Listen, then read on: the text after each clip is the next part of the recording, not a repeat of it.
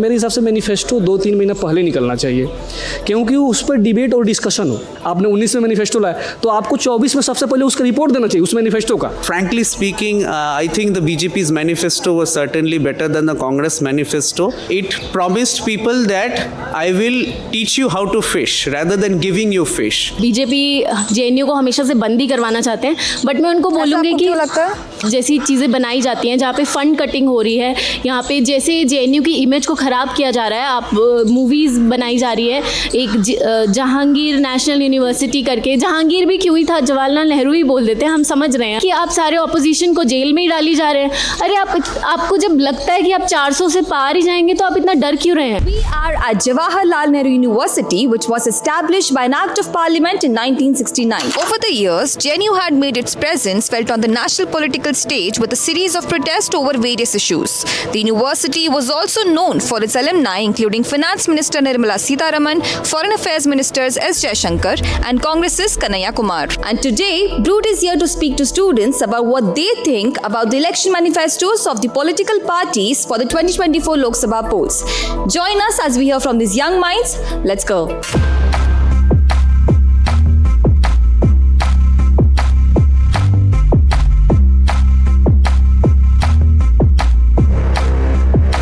Do you mind if you record your answers? No. Have you read the BJP and Congress manifesto? Yes, I have gone through, a rough sketch of it. So what were the highlights according to you in both the manifestos? I still believe that the BJP's manifesto was very futuristic in the sense. I think it had a positive agenda in the economic sense. It promised people that I will teach you how to fish rather than giving you fish. The Congress manifesto was the typical socialist manifesto of yesteryears, promising people to give them free things. Now the question is, where will you get the money from? And frankly speaking, as a middle class person in this country, that too from a general category, I was very terrified by seeing the Congress manifesto. I mean, what future will people like me have in a country ruled by Congress? If you make reservations 80 or 90%, if you increase income taxes to more than 40 or 50% in order to fund the schemes. So frankly speaking, I think the BJP's manifesto was certainly better than the Congress manifesto. So what else could have been included in these manifestos? Both the manifestos and other manifestos as well should have a proper budgetary plan of how they will implement these schemes. I think that will make them accountable to the people of this country in the true sense of the term. Like when you are promising people that I will give you 2,000 rupees, 3,000 rupees, how will you get the money from? You have good economists in your team. They should have a plan of how to fund these schemes rather than just making empty promises to people. आपने पढ़ा है manifesto? जी मैंने पढ़ा है। BJP Congress का? जी मैंने पूरा manifesto नहीं पढ़ा है क्योंकि बहुत बड़ा होता है। एक तो मैनिफेस्टो को लेकर मुझे शिकायत है, दोनों जितने भी खासकर आप कहें जितने भी राष्ट्रीय पार्टियां हैं, मेरे हिसाब से मैनिफेस्टो 2-3 महीना पहले निकलना चाहिए, क्योंकि उस पर डिबेट और डिस्कशन हो। जैसे एक ऑटो वाला बोल रहा था कि अब कांग्रेस सरकार तो मुझे 1 लाख हर साल देगा, तो मुझे ऑटो चलाने की क्या ज़रूरत है। लेकिन 1 लाख किस पर्पज़ से मिल रहा है, किस क्राइटेरिया पे मिल रहा है, उन्हें पता ही नहीं है। तो एक तो इस अप्रोच से मुझे काफ़ी दिक्कत है, क्योंकि आप मैनिफेस्टो उस समय ला रहे हैं, एक नहीं होता है कि आप लॉलीपॉप दे रहे हैं कि इलेक्शन आ गया है और आप लीजिए उसमें बड़े बड़े वादे कर देते हैं। आपने 2014 में जो मैनिफेस्टो लाया था, 2019 में जो मैनिफेस्टो लाया था, या उसके पहले जो कांग्रेस लाई थी, कांग्रेस सरकार से भी क्वेश्चन उस समय पूछा जाना चाहिए था जब 14 में उनका।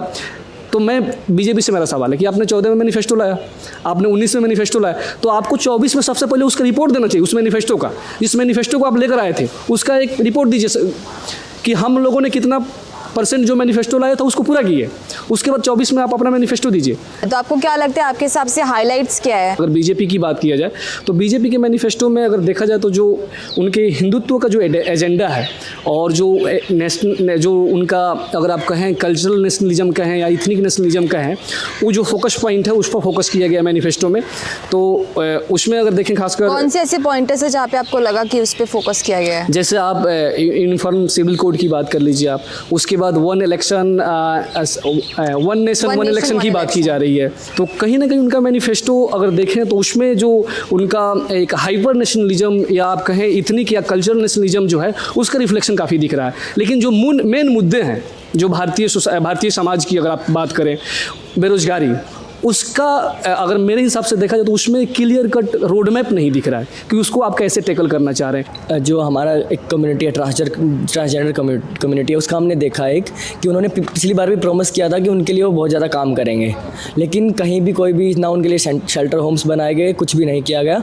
और इस बार भी वो सेम प्रॉमिस किया जा रहा है बीजेपी के द्वारा कि वो ऐसा करेंगे, लेकिन हम अलग अलग जगह पे देख रहे हैं कि पुणे जैसी सिटी है या काफ़ी जगह पे उनको जो मतलब क्योंकि उनके पास कोई एजुकेशन मोस्टली के पास नहीं होता, लेकिन उनको ऐसे जिसके ऊपर जो पब्लिक आर्ट्स पे बेस्ड है कि वो थोड़ा लोगों से पैसे मांग के अपना काम चलाते हैं, वो भी उनको बैन कर दिया गया है और उनके लिए एजुकेशन के लिए या उनके लिए रिजर्वेशन के लिए कुछ नहीं किया जा रहा है। उन लोगों के लिए क्या क्या मतलब जैसे चीज़ें हॉरिजॉन्टल रिजर्वेशन हो सकता है, उसके अलावा शेल्टर होम्स हो सकते हैं। where do you see in the next 10 years? अब बेहतर फ्यूचर इंडिया के लिए नहीं दिख रहा है, क्योंकि कोविड आया था। कोविड के टाइम पे सरकार कैसे नाकामयाब हुई थी ये भी हम लोग जानते हैं।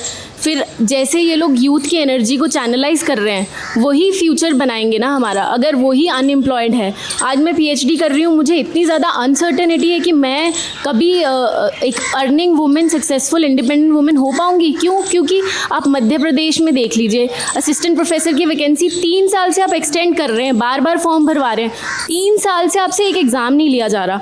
और जहाँ पे जिस देश की सरकार की सिर्फ एक ही इंस्टीट्यूशन बहुत अच्छे से काम करता है और बाकी सारे इंस्टीट्यूशन फेल हैं, मैं ईडी की बात कर रही हूँ यहाँ पर, कि जो ईडी हर जगह चले जाती है और ईडी को फटाक से आप बताओ भाई ये बंदा इस फ्रॉड कर रहा है, आप फटाफट जाओगे करप्शन के मामले में उसके पास। लेकिन आपके बाकी इंस्टीट्यूशंस जहाँ आपको असिस्टेंट प्रोफेसर्स के लिए फॉर्म्स निकालने हैं, वैकेंसीज निकालनी है, वहाँ पर आपका फेलियर है। जहाँ पर कोई एग्ज़ाम होता है वहाँ पर चीटिंग हो जाती है। मतलब आप इतने सशक्त नहीं है कि 4 साल बाद अगर आप एक एग्ज़ाम कराते हैं वो भी ढंग से हो पाए। मैनिफेस्टो में बोला गया है पेपर लीक्स के बारे में कि उस पर एक लॉ आएगा। अगर उन्होंने ये बोला है तो बहुत अच्छी बात है कि चलो उनको दिखाई तो दिया कि ये भी एक देश का मुद्दा है कि यूथ भी परेशान हो रहा है।